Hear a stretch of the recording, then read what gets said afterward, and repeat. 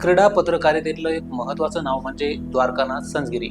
नुकतंच वयाच्या 74व्या वर्षी दीर्घ आजाराने त्यांचं निधन झालं. ज्येष्ठ क्रिकेट समीक्षक म्हणून प्रसिद्ध असलेल्या द्वारकानाथ संझगिरी यांच्यावर गेल्या काही दिवसांपासून मुंबईतील लीलावती रुग्णालयात उपचार सुरू होते. ते लवकरच या आजारातून बरे होऊन घरी परततील अशी आशा क्रिकेट चाहत्यांना होती. शिवाय 3 डिसेंबरला त्यांनी त्यांच्या फेसबुक पोस्टवरून आपल्या प्रकृतीची माहिती दिली होती.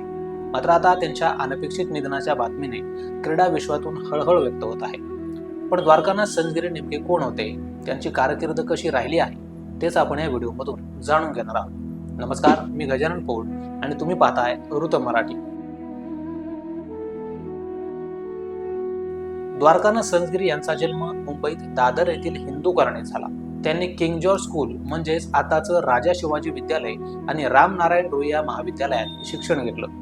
तसंच माटुंगा येथील प्रतिष्ठित वीरमाता जिजाबाई टेक्नॉलॉजिकल इन्स्टिट्यूटमधून सिव्हिल इंजिनिअरिंगचंही शिक्षण घेतलं. पुढे द्वारकानाथ संझगिरी यांनी बृहन्मुंबई महानगरपालिकेत अभियंता म्हणून काम केलं. तिथं त्यांनी 3 दशकाहून अधिक काळ सेवा दिली आणि अखेर पाणीपुरवठा प्रकल्पाचे मुख्य अभियंता असलेले द्वारकानाथ संझगिरी हे 2008 मध्ये सेवानिवृत्त झाले आणि इथून त्यांची एक नवी कारकीर्द सुरू झाली. क्रिकेटवर लिहिणं, बोलणं आणि मराठी साहित्यातील त्यांची रुची जोपासत याच काळात त्यांनी स्तंभलेखक आणि सूत्रसंचालक म्हणूनही आपली एक वेगळी ओळख बनवली. तसंच सर्वसामान्यांना क्रिकेट विश्वातल्या सुरस कथा अतिशय रंजकपणे वाचायची सवय लावली. 1970च्या त्या काळात त्यांनी दिनांक आणि श्री यांसारख्या अनेक लोकप्रिय मासिकांमध्ये आपलं योगदान दिलं. पुढे भारतीय क्रिकेट संघाने इंग्लंडमध्ये 1983चा विश्वचषक जिंकल्यानंतर त्यांनी इतर काही मित्रांसह एकच षटकार हे क्रिकेट मासिक सुरू केलं, ज्यासाठी संझगिरी यांनी कार्यकारी संपादक म्हणून काम केलं.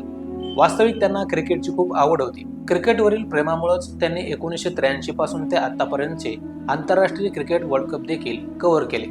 टीम इंडिया विदेशात खेळत असताना तिथं जाऊन सातत्याने वार्तांकन करणाऱ्या मोजक्या मराठी पत्रकारांमध्ये त्यांचा समावेश होता. सुनील गावस्कर आणि सचिन तेंडुलकर हे भारतीय क्रिकेटचे दिग्गज शिलेदार. त्यांच्या सगळ्या खेळ्या आणि मैदानावरचे किस्से चाहत्यांपर्यंत पोहोचायचे ते संझगिरी यांच्याच माध्यमातून. क्रिकेटचे चाहते एखाद्या रंगलेल्या मॅचनंतर संझगिरी शैलीतून येणाऱ्या खास समीक्षणाची उत्सुकतेने वाट पाहायचे. क्रिकेट विश्लेषक म्हणून असलेल्या आपल्या खास शैलीने संझगिरी चाहते आणि क्रिकेट त्यातले खेळाडू यांच्यातला दुवा बनून गेले होते. संझगिरी यांच्या लिखाणाचं वैशिष्ट्य म्हणजे ते जसे खेळाडूंचं भरभरून कौतुक करायचे, तसंच वेळ प्रसंगी खराब कामगिरीनंतर त्यांचे कानही उपटायचे. परखड लिखाण ही त्यांची खासियत होती. त्यामुळे ते कुठंतरी सर्वसामान्यांनाही जवळचे वाटायचे. कुणीही सहज जाऊन त्यांना भेटू शकत असे, त्यांच्याशी गप्पा मारू शकत असे.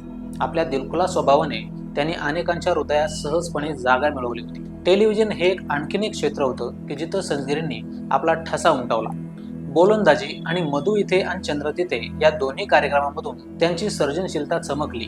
1980च्या दशकाच्या उत्तरार्धापासून संझगिरींनी आज दिनांक, सांज लोकसत्ता, मिड डे, तरुण भारत, पुढारी आणि इतर अनेक प्रकाशनांसाठी स्तंभलेखन केलं. लोकसत्तामधील त्यांचे क्रीडालेख आणि प्रवास वर्णनासंबंधी स्तंभ खूप गाजले. याशिवाय एक अभ्यासू क्रिकेट विश्लेषक असलेल्या संझगिरी यांची विविध टीव्ही चॅनल्सवर कायम उपस्थिती असायची. क्रिकेटप्रमाणे सिनेमा क्षेत्रातही ते लीलाया वावरत असत. द्वारकानाथ संझगिरी यांनी क्रिकेट आणि सिनेमा या विषयावर अनेक पुस्तकं लिहिली होती. क्रिकेट कॉकटेल, क्रिकेटर्स मनातले, अश्रू आणि षटकार, अफलातून अवलिये, फिल्मी कट्टा या आणि अशा जवळपास 40 पुस्तकांचं लेखन द्वारकानाथ संझगिरी यांनी केलं होतं. संझगिरी फेसबुकवर देखील सातत्याने क्रिकेट आणि सिनेमा या विषयावर विस्तृत आणि माहितीपूर्ण लिहित असत. त्यांच्या या लिखाणाचा आपला असा वाचक आणि चाहता वर्ग होता. मात्र आता त्यांच्या निधनामुळे क्रिकेट आणि सिने चाहत्यांना माहितीपूर्ण पण खुमासदार अशा खास संझगिरी शैलीला मुकावं लागणार आहे. क्रिकेट विश्वासाठी त्यांनी दिलेलं योगदान नक्कीच अजरामर राहील. पण आता त्यांच्या अनुपस्थितीने एक पोकळी निर्माण झाली आहे हे मात्र नक्की. द्वारकानाथ संझगिरी या लोकप्रिय आणि बहुआयामी व्यक्तिमत्वास ऋत मराठीच्या वतीने भावपूर्ण श्रद्धांजली.